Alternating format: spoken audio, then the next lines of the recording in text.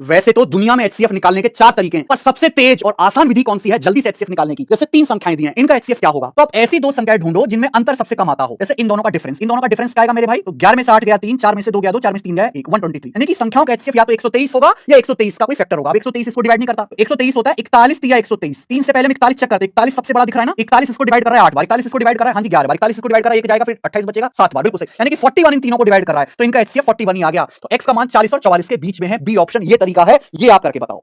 जिस भाई ने इस सवाल को नहीं समझा वो सीपीओ से बहुत दूर है। आओ मेरे बच्चों सीपीओ के सवाल को पढ़ना सिखाते हैं। जेम्स बर्नार्ड वाज अनडाउटेडली, इस बात पर शक किया ही नहीं जा सकता, वन ऑफ द ग्रेटेस्ट इलेक्शनिस्ट। इलेक्शनिस्ट का मतलब होता है जो अच्छे स्पीच देने वाले हैं। अब वन ऑफ के बाद आने वाला ये नाउन प्लूरल सही है। ऑफ द वर्ल्ड, पूरी दुनिया के सबसे अच्छे स्पीच देने वालों में से एक है। हर कोई इस बात पर सहमत है दैट ही पोजेस्ड, उनके पास थी, क्या थी? द। अब यहां आपको इडियम एक्सप्रेशन बताना है बाबू। येलो प्रेस का मतलब होता है एक ऐसी प्रेस जिसके अंदर सनसनीखेज खबरें छपती हैं।